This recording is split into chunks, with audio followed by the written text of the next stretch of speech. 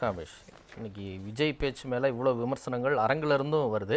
ரொம்ப மிகைப்படுத்தி ரொம்ப ஓவர் கான்ஃபிடென்ஸா இல்லை அது ஒரு விஷயம் மட்டும்தான் இருக்கா? திமுக தாவேகா இதை தாண்டி அவர்கிட்ட ஒரு ஒரு போதாமை இருக்குதா? வருங்காலண்ணே அதே நினைச்சிட்டு இருக்கானே, ஏதோ நடக்கணும்னு இருந்திருக்கு, போய் ஆக வேண்டிய வேலையை பாருனே போனேன். அதாவது பீலிப்பை சாக்காடும் அச்சிரும் அப்பண்டம் சாலம் மிகுத்து பெய்யின்ற மாதிரி இவ்வளோ நாள் போட்டு அடி அடி நடிச்சதுல அந்த மனுஷன் இன்னைக்கு ஒரு பஸ்ட் அவுட் ஆகி கிட்டத்தட்ட அழுதுட்டுருக்காரு. அவனுங்க நம்மள என்ன அடி அடிச்சானுங்க, நான் யாருன்னு காட்டுறேன்டா. ஒரு சென்டிமெண்டான ஒரு ஃபீல்குள்ளேயே வந்துட்டார்.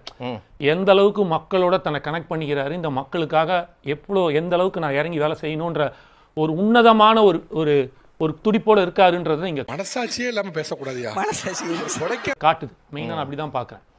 இது நிறைய பேர் அதுதான் எனக்கு இப்ப என்ன பிரச்சனைனா, அவர் சினிமா விட்டு வந்துட்டாரு, அரசியலுக்கு வந்துட்டாரு, அரசியல் நடவடிக்கைகள் பத்தி பேசுறாரு. ஆனா இன்னும்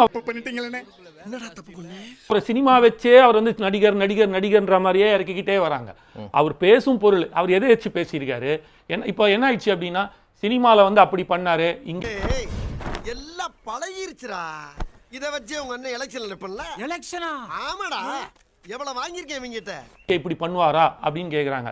சினிமால கூட தான் 100 பேர் அடிக்கிறாரு எதிரிய. அதுக்காக இங்க எதிரி கட்சியா இருக்கிற போய் அடிக்க முடியுமா?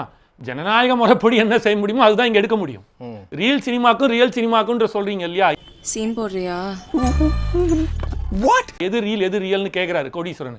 அதுக்கு நான் வைக்கிறேன். அதுல ஒரு டியூயட் பாடுறாரு, இங்க அதுக்காக டியூயட் பாட முடியுமா? சோ இந்த மாதிரியான பல பிரச்சனைகள் இருக்கு. ஜனநாயக முறைப்படி தார்மீகமாக பேசுறதுக்காக நான் பேசிட்டு இருக்காத, நேரத்தை கடத்தாத, நல்ல விவரமா பேசு. என்ன எதிர்ப்பு வைக்க முடியுமோ? ரெண்டாவது இன்னொரு விஷயத்தை பார்க்கணும். அதுல இன்னொரு விஷயம் இருக்குல்ல, இப்ப விஜய்க்கான மாஸ் அப்படிங்கிறது அந்த படத்துல இருந்தா உருவானது.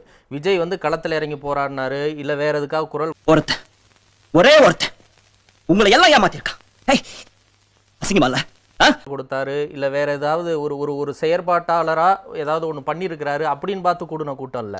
லியோ பார்த்து, கில்லி பார்த்து, கத்தி பார்த்து, துப்பாக்கி பார்த்து வந்த கூட்டம் தான். காபி பலகாரம் எல்லாம் சாப்பிட்டுட்டு வந்த வழியே ஓடி போயிருக்கு, இல்ல கால் 2 இருக்காது.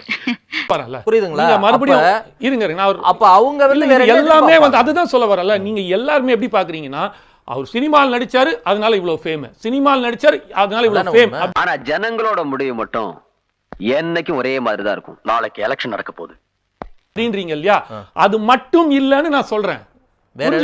ரொம்ப சிம்பிளா சொல்றேன் சார். ரொம்ப இல்ல சார், அதுதான் சொன்னார்ல நம்ம தம்பி சொன்னார்ல அனந்தஜித், 33 வருஷமாக அமைதி அமைதி, அவரை ஒண்ணும் செய்யாதீங்க, அப்படியே கூட்டிட்டு வாங்க.